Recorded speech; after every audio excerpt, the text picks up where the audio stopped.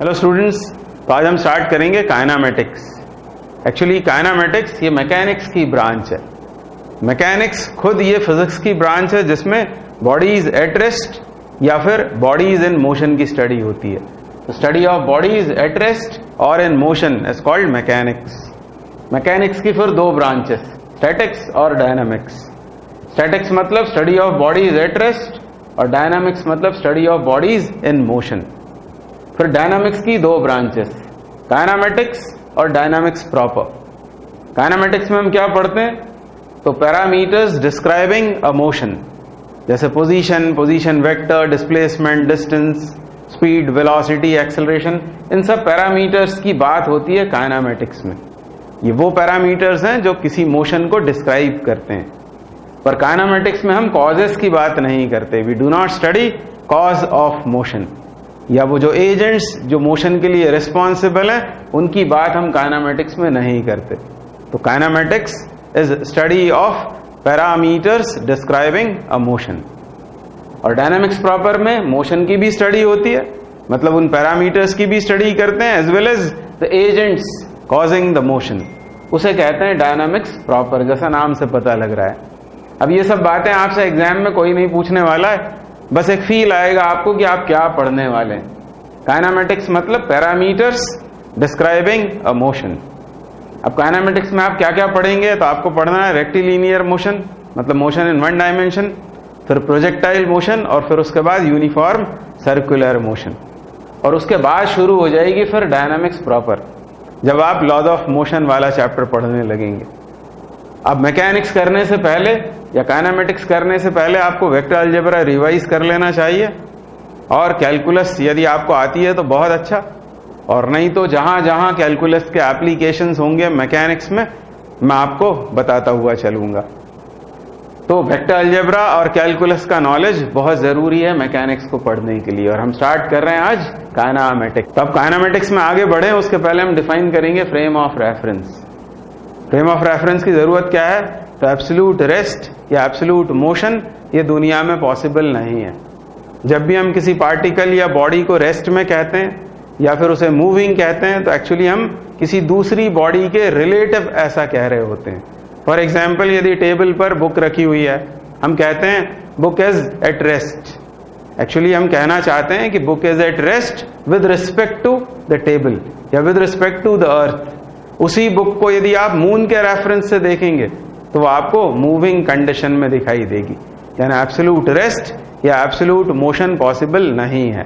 किसी भी बॉडी को रेस्ट में या मोशन में कहने से पहले हमको फिक्स करना पड़ता है फ्रेम ऑफ रेफरेंस, मतलब हम किस रेफरेंस से उसे रेस्ट या मोशन में कह रहे हैं। और फ्रेम ऑफ रेफरेंस के लिए हमको दो चीजों की जरूरत होती है, एक रेफरेंस बॉडी या फिर ऑब्जर्वर हो सकता है जो उसे ऑब्जर्व कर रहा है मोशन को, और दूसरा कोऑर्डिनेट सिस्टम। कोऑर्डिनेट सिस्टम कोई भी हो सकता है, रेक्टेंगुलर कोऑर्डिनेट सिस्टम हो सकता है यानी Cartesian coordinate system, polar coordinate system हो सकता है, ज्योग्राफिकल कोऑर्डिनेट सिस्टम होता है। तो कोई भी कोऑर्डिनेट सिस्टम, ताकि हम कुछ कैलकुलेशंस कर पाए। तो एक चाहिए ऑब्जर्वर, दूसरा चाहिए कोऑर्डिनेट सिस्टम। फॉर एग्जाम्पल, ये एक इंसेक्ट है और इसके मोशन या रेस्ट की हमको स्टडी करना है। तो अब इसके रेस्ट या मोशन की स्टडी तो बहुत दूर की बात है, अभी तो इसकी पोजीशन ही फिक्स नहीं है कि कहां पर है। यदि ऐसा पूछेंगे तो हम कुछ नहीं कह सकते। तो हमको क्या करना होगा? पहले ऑब्जर्वर फिक्स करना पड़ेगा। मान लो कि ये एक मैन है और ये मैन इस इंसेक्ट की मोशन या रेस्ट को स्टडी कर रहा है, तो ये हो गया ऑब्जर्वर। इस ऑब्जर्वर को हम ओरिजिन बना लेंगे और कोई भी कोऑर्डिनेट सिस्टम लाकर उस ऑब्जर्वर के साथ फिक्स कर देंगे। तो ये मैंने बना दिया rectangular coordinate system, right handed coordinate system है ये पॉजिटिव एक्स, ये पॉजिटिव वाई, और ये बोर्ड से परपेंडिकुलर बाहर पॉजिटिव जेड एक्सिस। जैसे ही हम कोऑर्डिनेट सिस्टम अटैच करेंगे वैसे ही उस पार्टिकल या उस इंसेक्ट को कोऑर्डिनेट्स मिल जाएंगे। इन अदर वर्ड्स, उसकी पोजीशन फिक्स हो गई। X y z are position coordinates.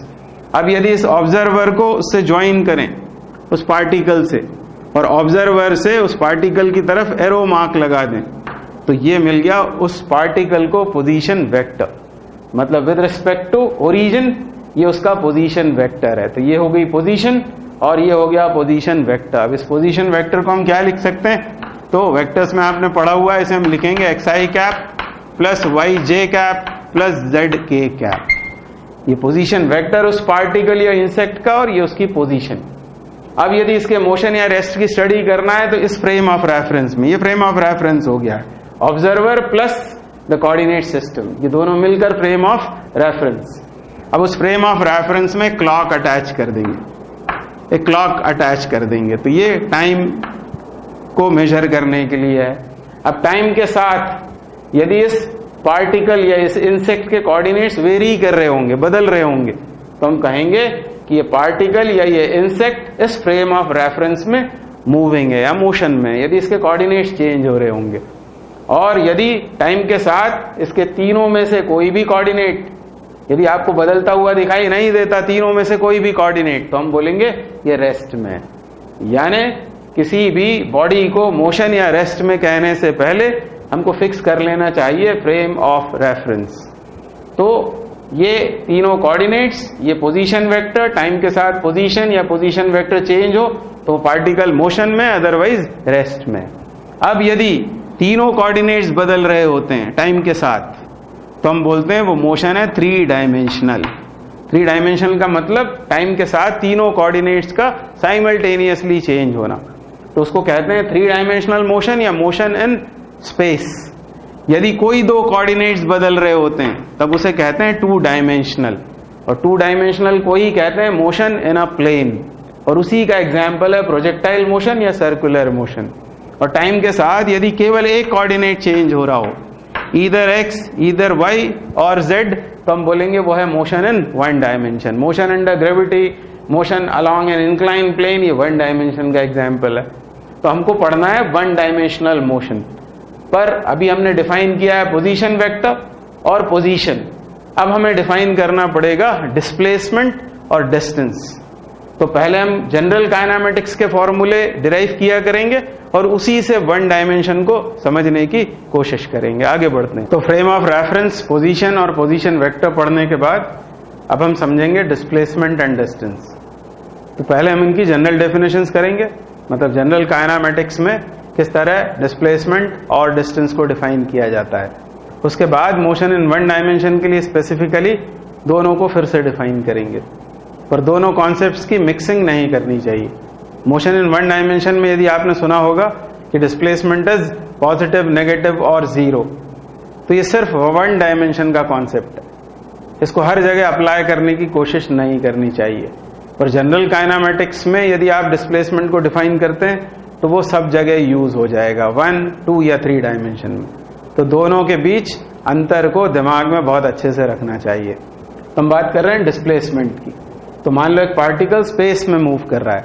अब स्पेस में मूव करने का मतलब क्या है, उसके तीनों कोऑर्डिनेट्स टाइम के साथ बदल रहे हैं, वेरी कर रहे हैं, x, y और z।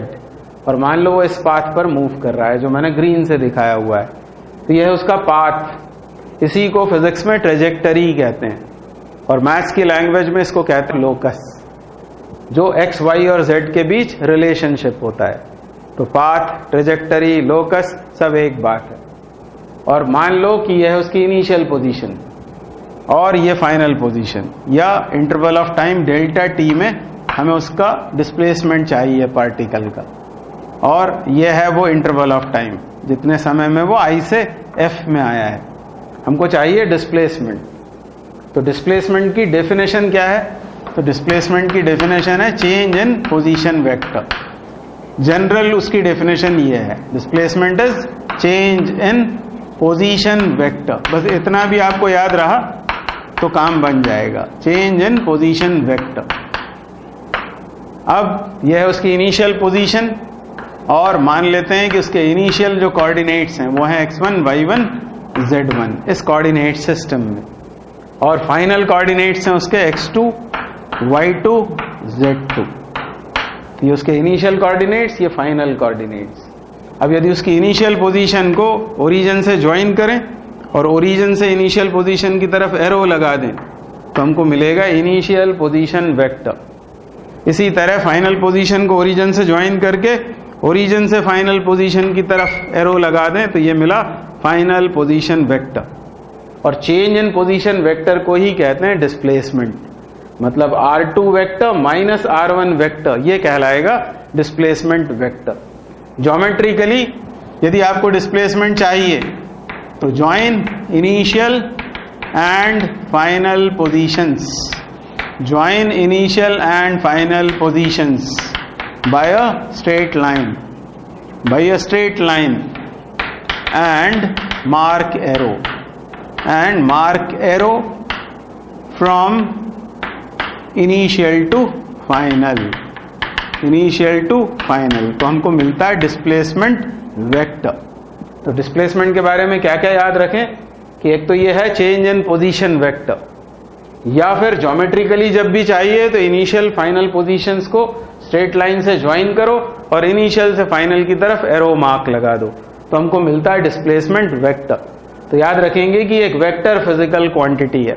वैसे भी आपको यहां दिख रहा है change in position vector, position vector और चेंज इन पोजीशन वेक्टर भी एक वेक्टर होगा, यानी displacement is a vector physical quantity. अभी हम पढ़ेंगे कि डिस्टेंस स्केलर है, तो डिस्क्रिमिनेशन का एक पॉइंट ये हो जाएगा, displacement is a vector quantity, distance is scalar. तो what is displacement? Change in position vector. अब इसको जस्टिफाई करते हैं हमको चाहिए डिस्प्लेसमेंट, तो इनिशियल को फाइनल पोजीशन से ज्वाइन करेंगे बाय अ स्ट्रेट लाइन और इनिशियल से फाइनल की तरफ एरो लगा देंगे। तो ये जो IF वेक्टर हमको मिल रहा है वो ही है डिस्प्लेसमेंट वेक्टर, और इसको डेल्टा R से हम डिनोट करेंगे, डेल्टा R वेक्टर। अब इसमें OIF इस ट्रायंगल में यदि हम ट्रायंगल रूल के पॉइंट ऑफ व्यू से देखें तो 3 वेक्टर्स हैं, 3 साइड से उनको डिनोट किया हुआ है। इसमें से इन तीनों में से जो वेक्टर सेम ऑर्डर के होंगे वो ऐड होते हैं, और तीसरा जो ऑपोजिट ऑर्डर का होता है वो हमेशा रिजल्टेंट होता है।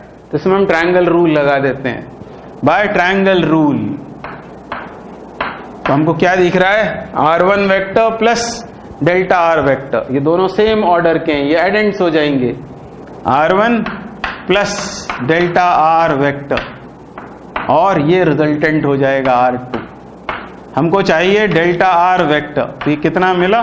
ये मिला R2 vector minus R1 vector.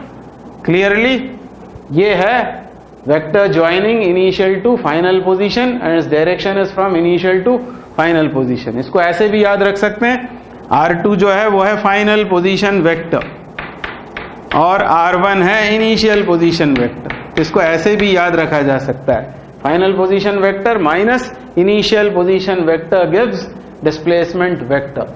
तो डिस्प्लेसमेंट के बारे में एक बात आपको पता हो गई कि एक वेक्टर क्वांटिटी है। दूसरी बात, इसकी यूनिट क्या होगी? तो ये लेंथ है, तो लेंथ की यूनिट क्या होगी? मीटर, यानी डिस्प्लेसमेंट की यूनिट मीटर, डायमेंशन होगा L। तो ये डिस्प्लेसमेंट के बारे में बात की। अब इसको R1 को इन कोऑर्डिनेट्स की टर्म्स में हम किस तरह लिख सकते हैं? तो R1 को हम लिख सकते हैं x1 i cap plus y1 j cap plus z1 k cap, और R2 को क्या लिख सकते हैं? x2 i plus y2 j plus z2 k।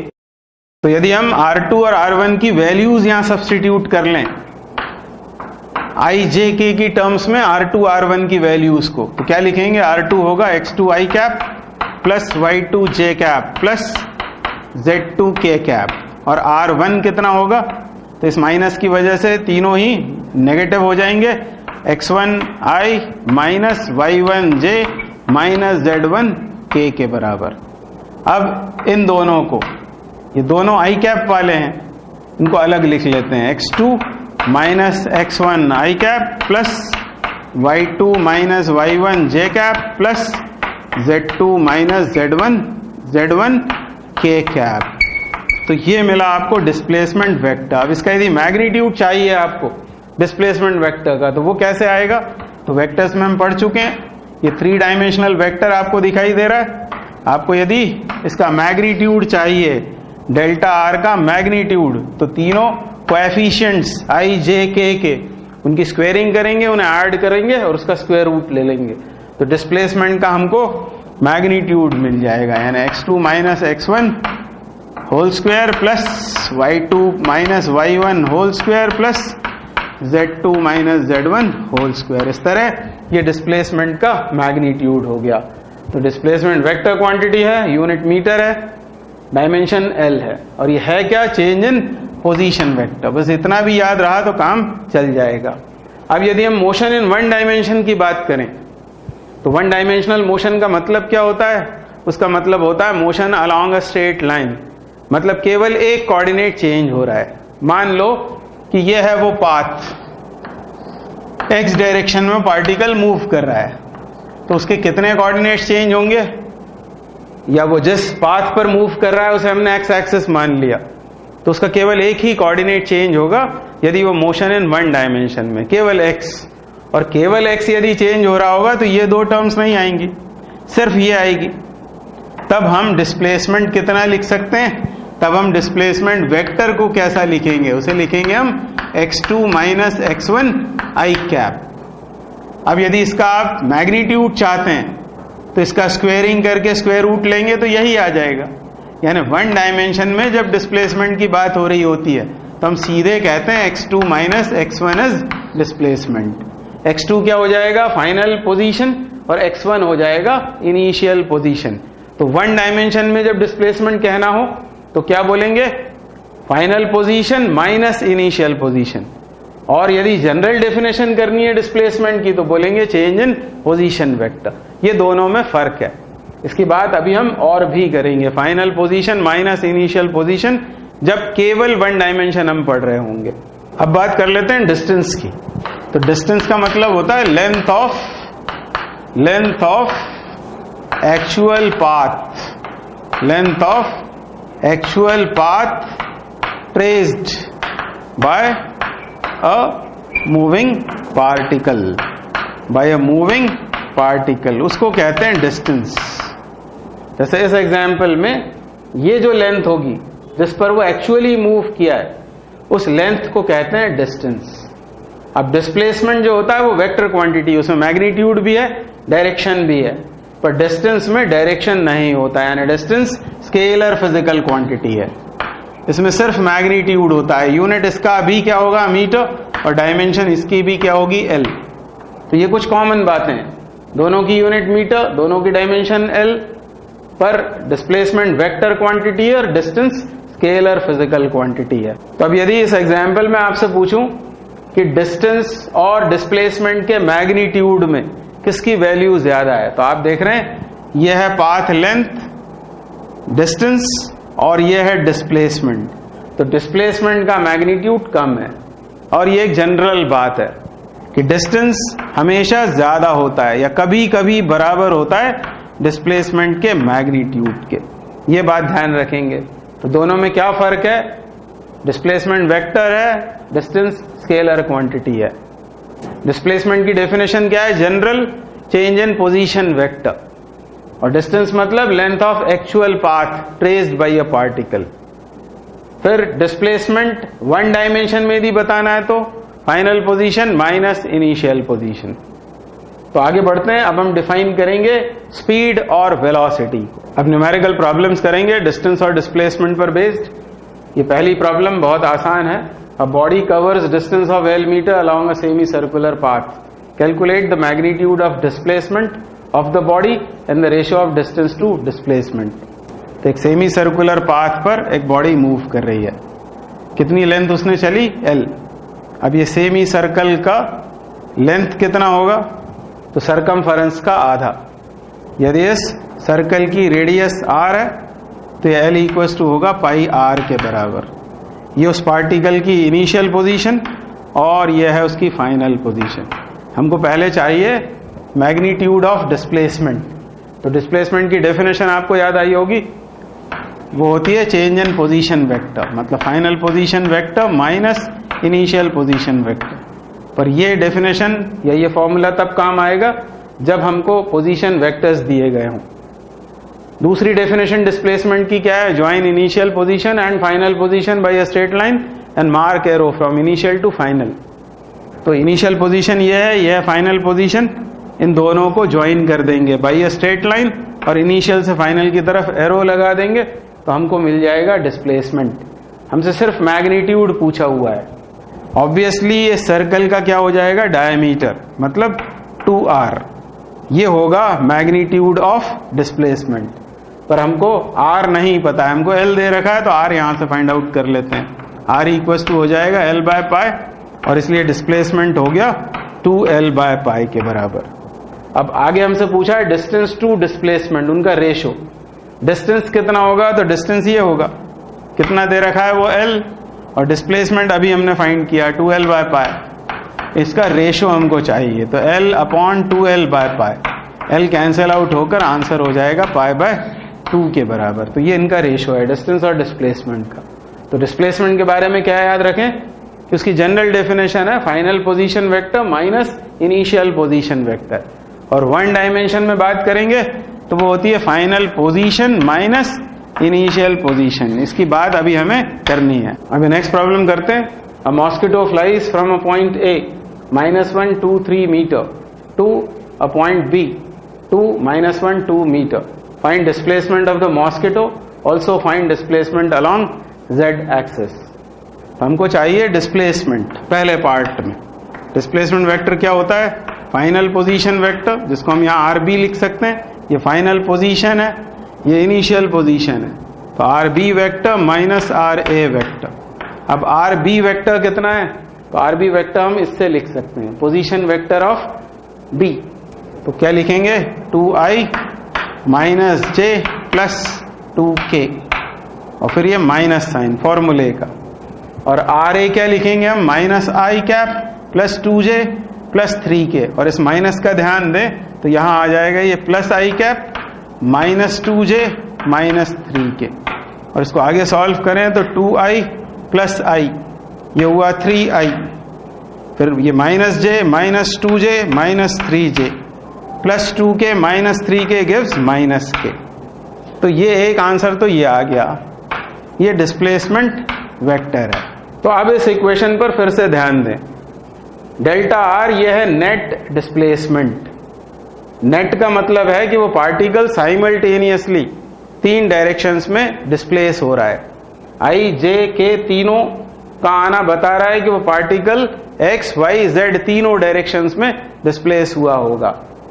Displacement का एक्स कंपोनेंट है +3, डिस्प्लेसमेंट का y कंपोनेंट है -3, और डिस्प्लेसमेंट का z कंपोनेंट है -1। यानी साथ साथ ऐसा हुआ है, साथ साथ में तीनों डायरेक्शंस में डिस्प्लेसमेंट्स हुए हैं। वो x डायरेक्शन में +3 मीटर चला गया, y डायरेक्शन में बल्कि y की नेगेटिव डायरेक्शन में 3 मीटर, और z की नेगेटिव डायरेक्शन में 1 मीटर डिस्प्लेस हो गया है। मतलब इस वेक्टर इक्वेशन के ये 3 स्केलर कंपोनेंट्स हैं। ये वेक्टर इक्वेशन है, ये उसके तीनों स्केलर कंपोनेंट्स हैं। 3 डिस्प्लेसमेंट साथ में हो रहे हैं। हमसे पूछा है डिस्प्लेसमेंट अलोंग z एक्सिस, तो हमारा आंसर होगा -1 मीटर। आगे बढ़ते हैं। आगे नेक्स्ट क्वेश्चन करते हैं। Man goes 12 metre due east, then 5 metre due north, and then 13 metre vertically upwards. Find magnitude of displacement and distance covered. तो 3D फिगर बनाते हैं इसके लिए। ये मान लेते हैं कि ये डायरेक्शन है नॉर्थ, और इसे मान लेते हैं ईस्ट, और ये है उसकी इनिशियल पोजीशन। सबसे पहले वो चला है 12 मीटर ईस्ट में, मान लो ये है 12 मीटर ईस्ट, ये उसका पहला डिस्प्लेसमेंट। इसके बाद उसने चला 5 मीटर, किधर नॉर्थ में, ये 5 मीटर मैंने नॉर्थ दिखा दिया। ये पहले 12 मीटर ईस्ट और उसके बाद 5 मीटर टुवर्ड्स नॉर्थ, और ये एंगल होगा 90 डिग्री। अब कितना चला उसने 13 मीटर वर्टिकली अपवर्ड्स, तो ये दिखा देते हैं 13 मीटर, ये उसका तीसरा डिस्प्लेसमेंट। तो 12 मीटर ड्यू ईस्ट, फिर 5 metre due north, and then 13 metre vertically upwards. हमको चाहिए पहले मैग्नीट्यूड ऑफ डिस्प्लेसमेंट। तो डिस्प्लेसमेंट कैसे फाइंड होगा, join initial position with the final position. Initial और फाइनल को ज्वाइन करना और इनिशियल से फाइनल की तरफ एरो लगा देना, तो हमको मिलेगा डिस्प्लेसमेंट। अब इस डिस्प्लेसमेंट को फाइंड करने के लिए पहले हम इस ट्रायंगल में आएंगे। 12 ये 5, पाइथागोरस थ्योरम लगा दें तो 144 + 25 169, यानी ये लेंथ होगी 13। तो हम ज्योमेट्रिकली ये काम करेंगे। ये 13 हो गया, ये 13 हो गया, अगेन दिस एंगल इज 90, तो डिस्प्लेसमेंट का मैग्नीट्यूड हो जाएगा 13√2 के बराबर। और डिस्टेंस कवर्ड कितनी होगी, तो डिस्टेंस कवर्ड के लिए ये तीनों लेंथ्स को हमें ऐड अप कर देना है बस, 12 + 5 + 13, तो हमारा आंसर आ जाएगा 30 के बराबर, क्योंकि 13 और 12 ये 25 और 5 30, यानी distance covered will be 30 metre. तो ये इसके आंसर्स हो जाएंगे। तो अब हम डिफाइन करेंगे velocity and speed.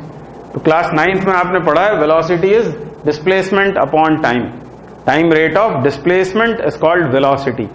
In other words unit time का जो डिस्प्लेसमेंट होता है उसे कहते हैं वेलोसिटी, और स्पीड होती है distance upon time. Time rate of distance covered is called speed, या यूनिट टाइम में जो डिस्टेंस कवर होता है उसे स्पीड कहते हैं। अब वेलोसिटी है डिस्प्लेसमेंट अपॉन टाइम, स्पीड मतलब डिस्टेंस अपॉन टाइम, तो दोनों की एसआई यूनिट होती है मीटर पर सेकेंड, और ये प्रैक्टिकल यूनिट है किलोमीटर पर आवर। अब इन दोनों क्वांटिटीज की इंपॉर्टेंस क्या है, तो ये दोनों क्वांटिटीज हमको किसी मोशन की स्लोनेस या फास्टनेस बताती हैं। ये यूनिट से भी पता लगता है। मीटर पर सेकंड का मतलब 1 सेकंड में कितने मीटर का डिस्प्लेसमेंट हुआ या कितने मीटर डिस्टेंस कवर हुआ। तो जब हम कंपैरिजन करेंगे वेलोसिटी या स्पीड का, तब हमको फास्टनेस या स्लोनेस का पता लगेगा। तो ये इन क्वांटिटीज की इंपॉर्टेंस है।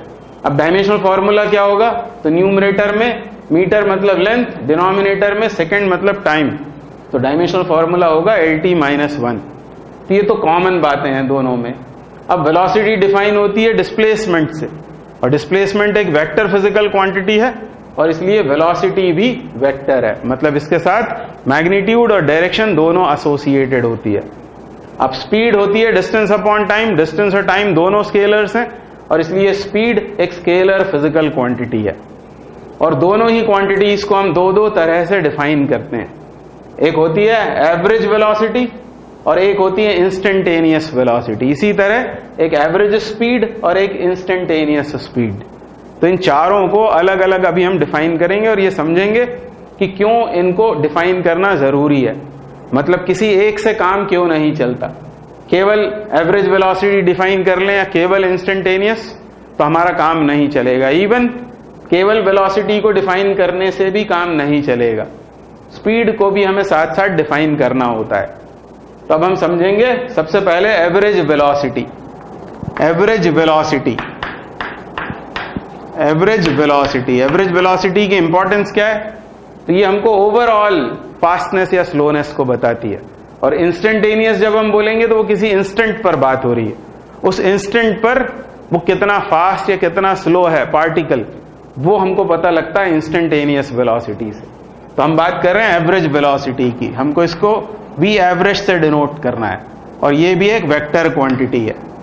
अब मान लो एक पार्टिकल इस पाथ पर मूव कर रहा है, सपोज कि उसका पाथ या ट्रेजेक्टरी, और किसी इंस्टेंट t1 पर ये उसकी पोजीशन है A, और इस पाथ से होता हुआ मान लो वो यहां आ गया B पर, और ये इंस्टेंट हो गया t2, यानी जो इंटरवल ऑफ टाइम है वो है डेल्टा t।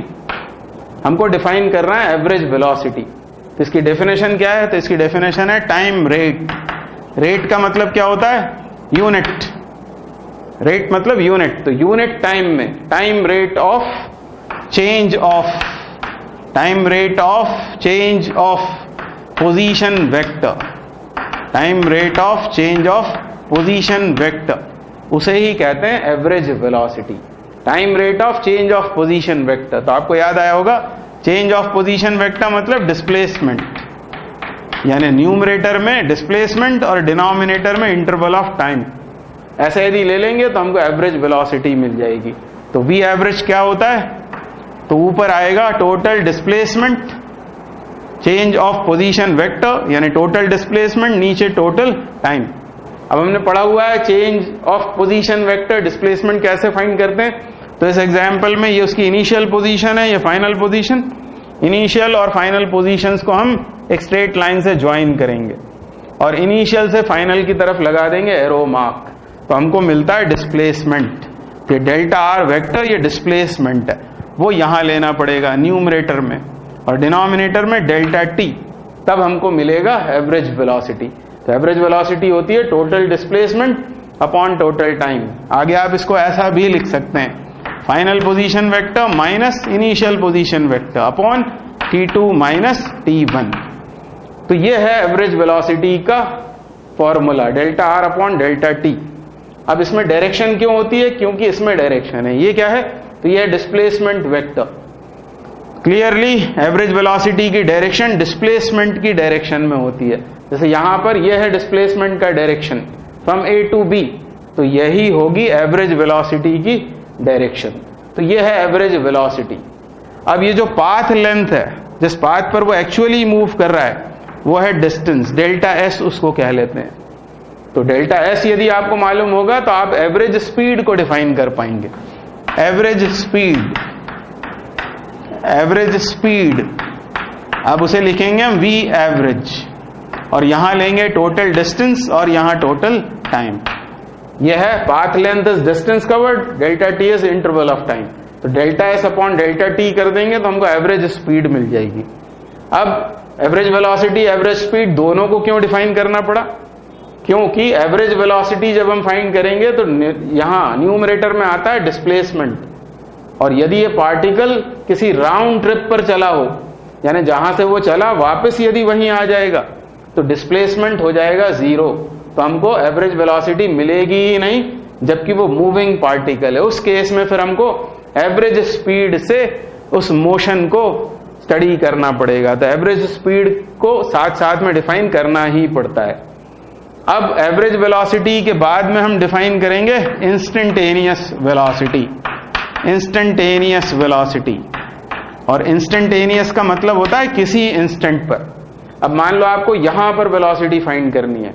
अभी हमने इस interval of time delta T में एवरेज फाइंड किया था।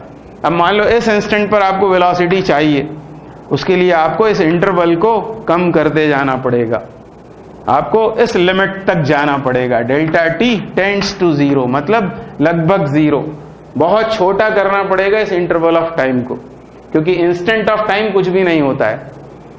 इंस्टेंट ऑफ टाइम फिजिक्स में नहीं होता। बहुत छोटे से इंटरवल ऑफ टाइम को हम कहते हैं इंस्टेंट ऑफ टाइम।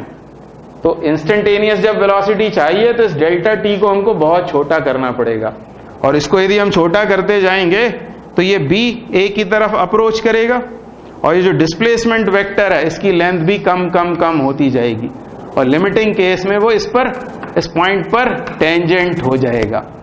तो बस हमको ये काम कर रहा है, और यही काम करती है कैलकुलस। हमको इस तरह लिखना पड़ेगा, limit delta t tends to zero. ये सिर्फ सिंबल्स हैं। Limit delta t tends to zero मतलब इस एवरेज वेलोसिटी का हमको लिमिटिंग वैल्यू चाहिए।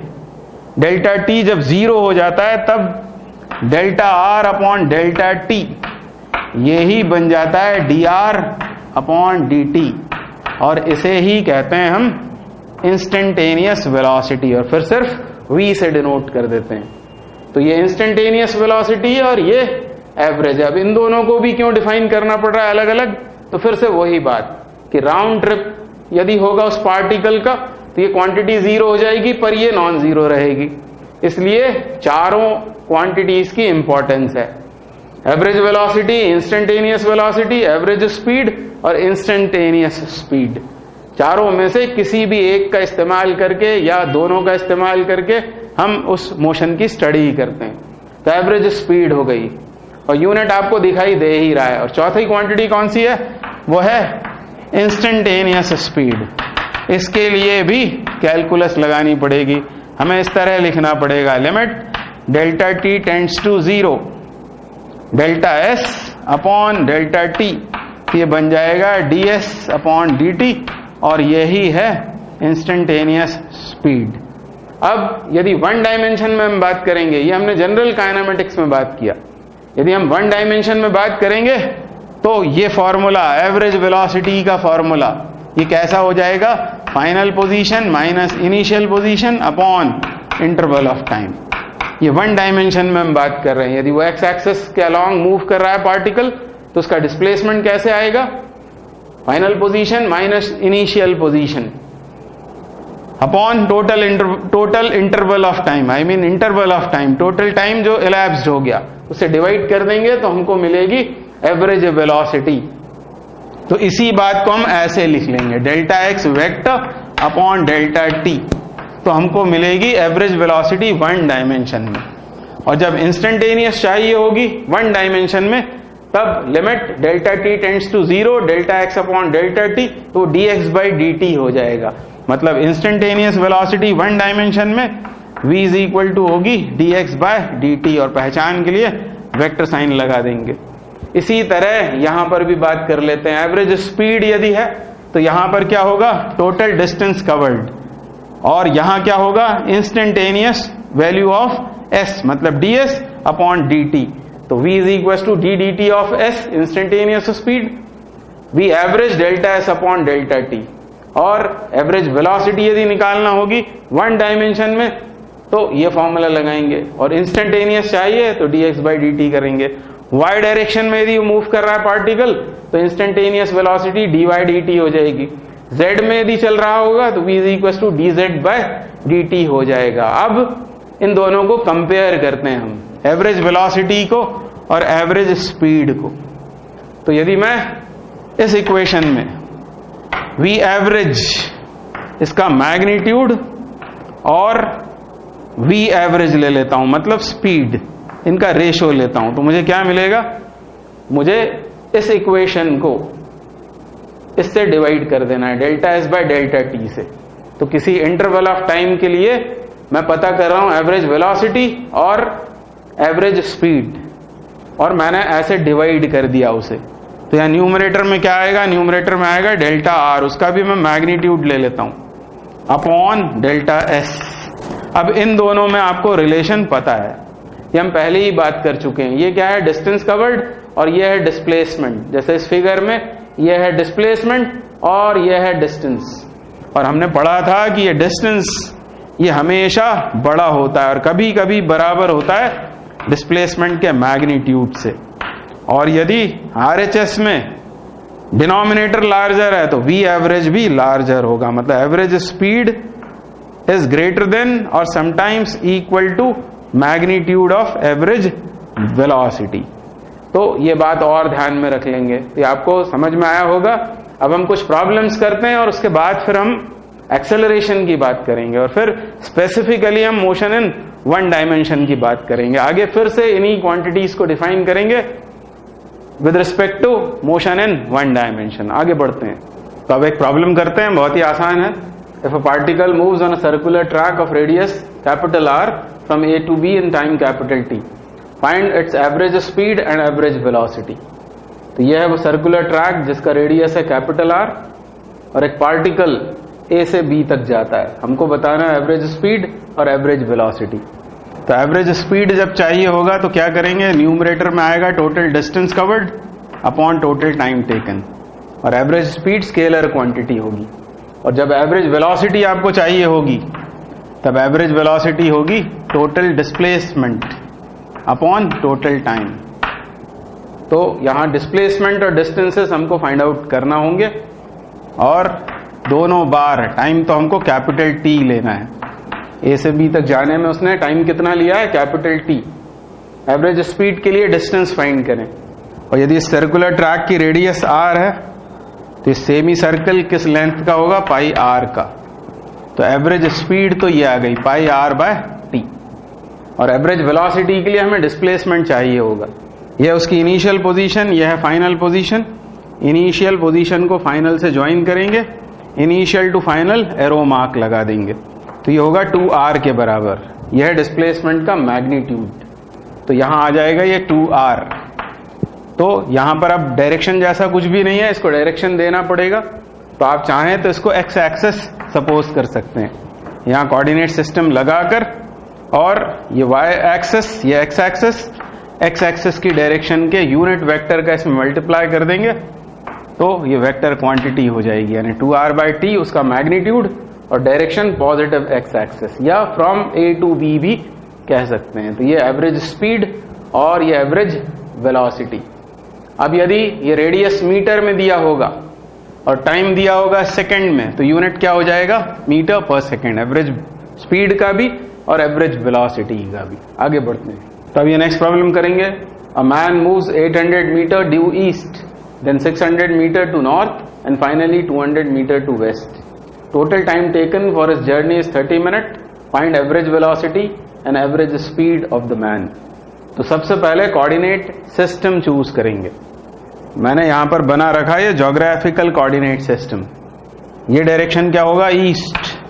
हमेशा यहां बनाना चाहिए नॉर्थ और इधर ईस्ट. ये साउथ हो गया और ये वेस्ट हो गया. अब उसके डिस्प्लेसमेंट्स 3 हुए हैं. सबसे पहले वो 800 मीटर जाता है ईस्ट में, तो यहां शो करेंगे वो डिस्प्लेसमेंट. ये उसका स्टार्टिंग पॉइंट हो गया. यहां से उसने चलना शुरू किया, 800 मीटर गया वो ड्यू ईस्ट.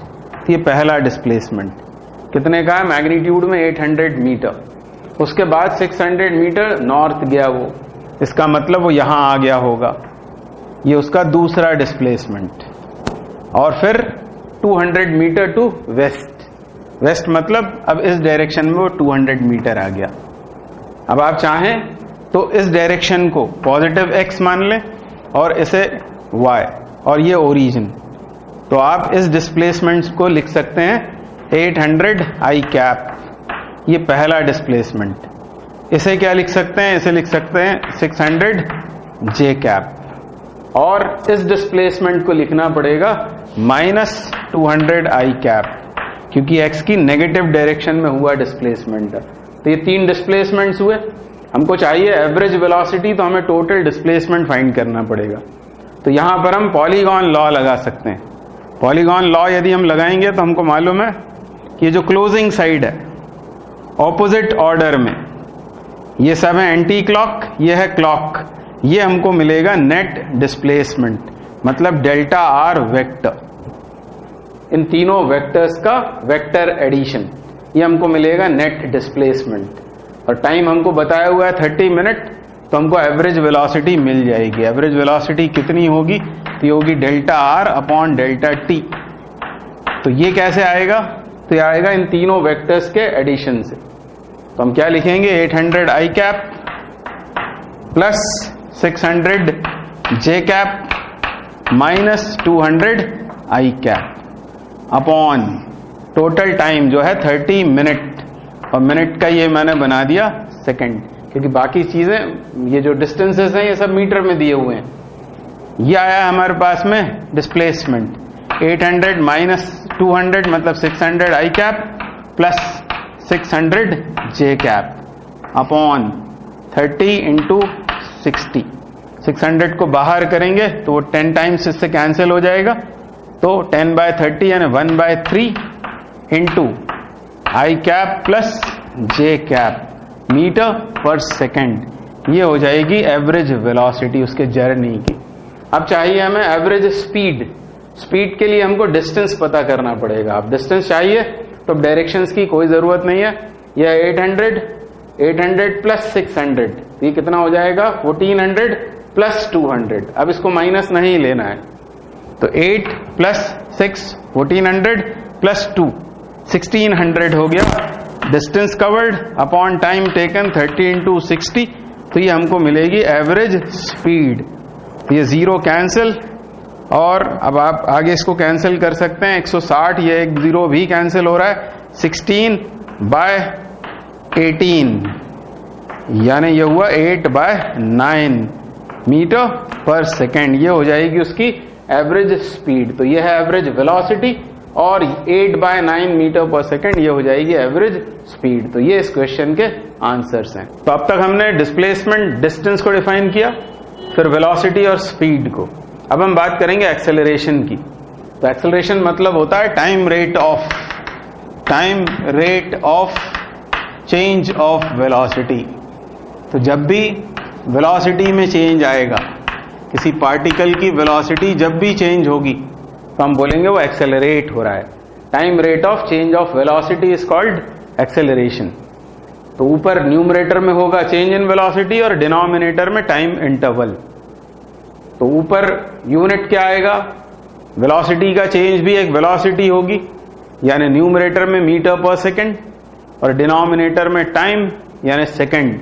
और इसलिए एक्सेलरेशन की एसआई यूनिट होती है मीटर पर सेकेंड स्क्वायर, और डायमेंशन होगा LT-2. अब एक्सेलरेशन वेक्टर क्वांटिटी है, स्केलर. तो चेंज इन वेलोसिटी का मतलब क्या होगा? Final velocity vector minus initial velocity vector. Change in velocity, final velocity vector minus initial velocity vector. और दो वेक्टर्स यदि सब्ट्रैक्ट हो रहे हैं तो जो रिजल्ट आएगा वो भी एक वेक्टर फिजिकल क्वांटिटी होगी। तो न्यूमरेटर में चेंज इन वेलोसिटी है जो वेक्टर है, डिनोमिनेटर में टाइम, और इसलिए एक्सेलरेशन एक वेक्टर फिजिकल क्वांटिटी है। इसको ए से डिनोट करते हैं और दो ढंग से डिफाइन करते हैं। एक होता है एवरेज एक्सेलरेशन, एवरेज एक्सेलरेशन। और एवरेज एक्सेलरेशन कैसे डिफाइन करेंगे? तो इस फिगर पे ध्यान दें, ये कोई कर्वी लीनियर पाथ है जिसके ऊपर कोई पार्टिकल मूव कर रहा है। जब वो पार्टिकल P पर है, पॉइंट P पर, तब उसकी वेलोसिटी है v1 वेक्टर, और Q पर जब वो आया तब उसकी वेलोसिटी हो गई v2 वेक्टर। ये दोनों इंस्टेंटेनियस वेलोसिटीज हैं।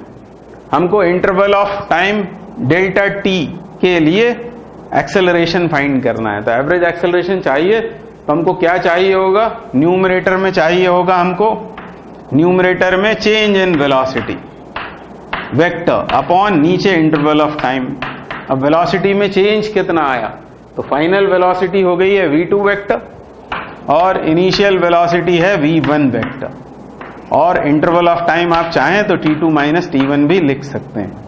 अब ये वेक्टर सब्ट्रैक्शन है, final velocity minus initial velocity, और वेक्टर सब्ट्रैक्शन करना है हमको, v1 को सब्ट्रैक्ट करना है फ्रॉम v2। तो हम क्या करेंगे? इस v1 को पहले तो करेंगे हम ऑपोजिट डायरेक्शन में, मतलब इसको कर देंगे फ्लिप, और उसे लाकर इस v2 के साथ इस तरह अरेंज करेंगे कि दोनों की टेल्स कोइंसाइड हो जाएं। हम करना चाहते हैं v2 vector minus v1 vector. तो v2 माइनस v1 का मतलब है v2 वेक्टर में माइनस v1 वेक्टर को ऐड कर देना। तो हमको मालूम है कि negative sign reverses the direction, तो v1 को हमने पलट लिया तो वो बन गया माइनस v1, और उसे स्लाइड करके यहां ला दिया। तो ये कौन सा वेक्टर है? ये है माइनस v1 वेक्टर। और अब ये पैरेललोग्राम कंप्लीट करेंगे तो इसका डायगोनल रिप्रेजेंट करेगा डेल्टा v, मतलब चेंज इन वेलोसिटी वेक्टर। और इस चेंज इन वेलोसिटी वेक्टर को डिवाइड कर देंगे इंटरवल ऑफ टाइम से, तो हमको during delta t average acceleration मिल जाएगा। अब एवरेज एक्सेलरेशन की डायरेक्शन क्या होती है? तो एवरेज एक्सेलरेशन की डायरेक्शन वही होगी जो चेंज इन वेलोसिटी की डायरेक्शन है। चेंज इन वेलोसिटी भी एक वेक्टर है और उसी की डायरेक्शन में एवरेज एक्सेलरेशन एक्ट करेगा। तो इस तरह निकलेगा एवरेज एक्सेलरेशन। अब हमको डिफाइन करना होगा इंस्टेंटेनियस एक्सेलरेशन। तो पहले ये समझते हैं कि दोनों को क्यों डिफाइन करना होता है।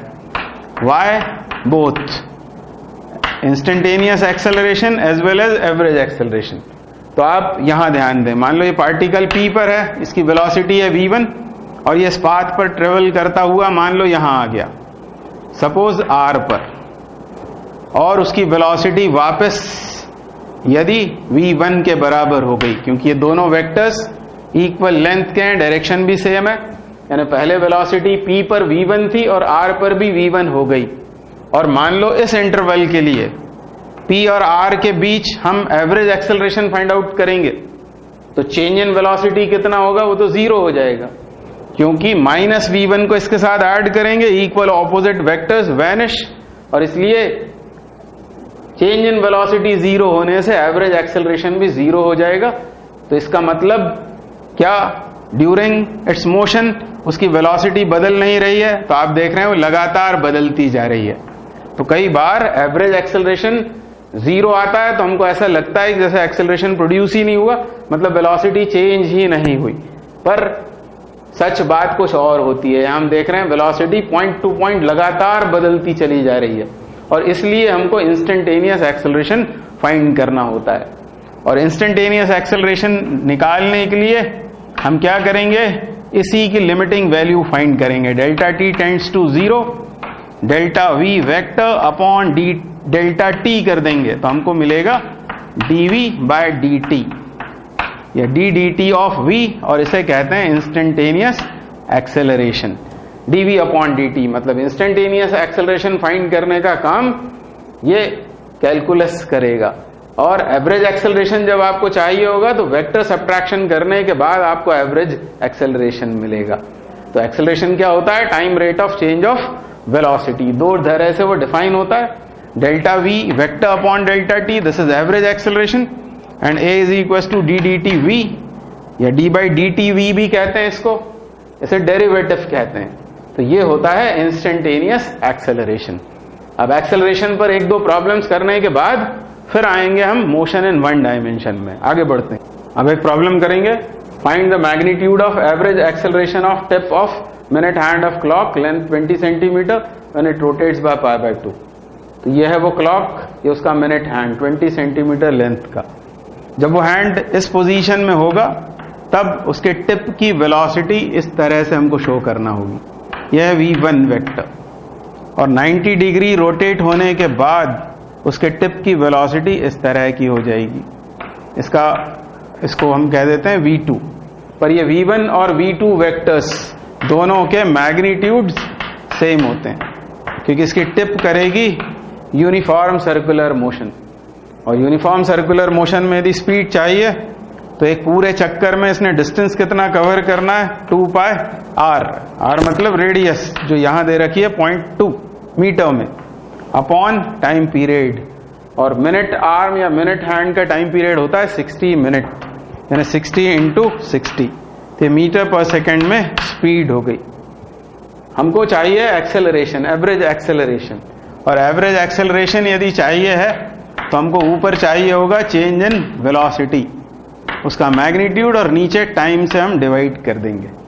तो चेंज इन वेलोसिटी के लिए इस फाइनल वेलोसिटी वेक्टर को तो हम एज इट इज बना देंगे और इसको पलट देंगे और इसमें ऐड कर देंगे v2 में। तो यह है v2 वेक्टर, और यहां पर हम ड्रॉ कर लेंगे माइनस v1 वेक्टर। इस v1 को पलट कर इसमें ऐड कर देंगे, तो ये होगा रिजल्टेंट, मतलब ही ये होगी चेंज इन वेलोसिटी।